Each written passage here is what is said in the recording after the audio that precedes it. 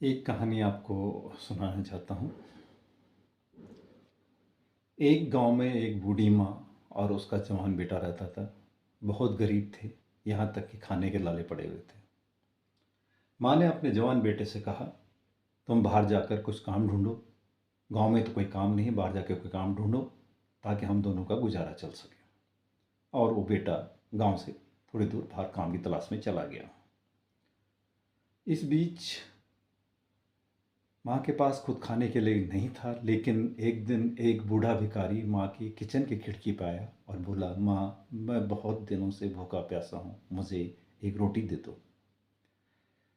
माँ ने सोचा कि मेरा बेटा खुद कमाने के लिए रोटी के चक्कर में बाहर गया हुआ है, मेरे पास कुछ खाने के लिए नहीं है, तो मैं इसको कहाँ से दूँ। फिर भी माँ माँ होती है। माँ के दिमाग में आया, दिल में आया कि चलो मैं 2 रोटी बनाई हूँ, एक रोटी इस भिखारी को दे देती हूँ। उन्होंने भिखारी को रोटी दे दी, भिखारी रोटी लेके चला गया।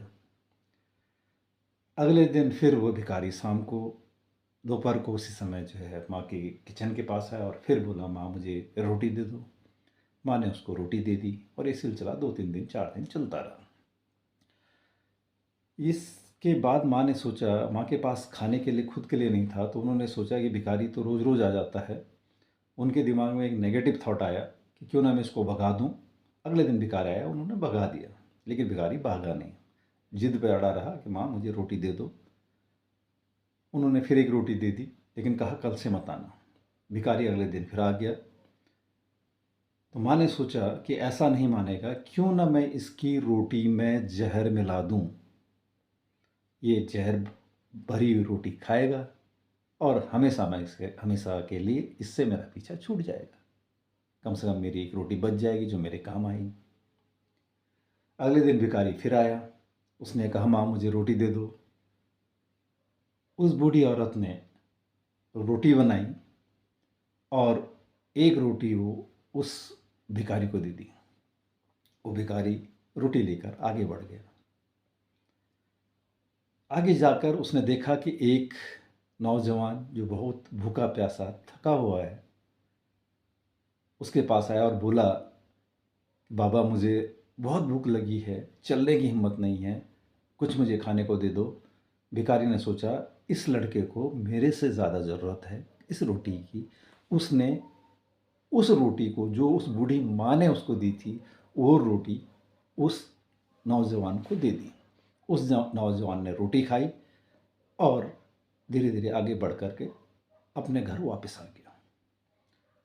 जब माँ ने पूछा कि बहुत थके हारे हो, रोटी बना दूँ, तो उस लड़के ने कहा कि नहीं माँ, कुछ देर में बना लेना, अभी अभी मैंने एक रोटी खाई है। इधर से एक बूढ़ा भिखारी जा रहा था और उस बूढ़े भिखारी से मैंने रोटी मांगी, उन्होंने रोटी मुझे दे दी। यह सुनकर के माँ ने कहा कि उस भिखारी की दी हुई रोटी तुमने खाई।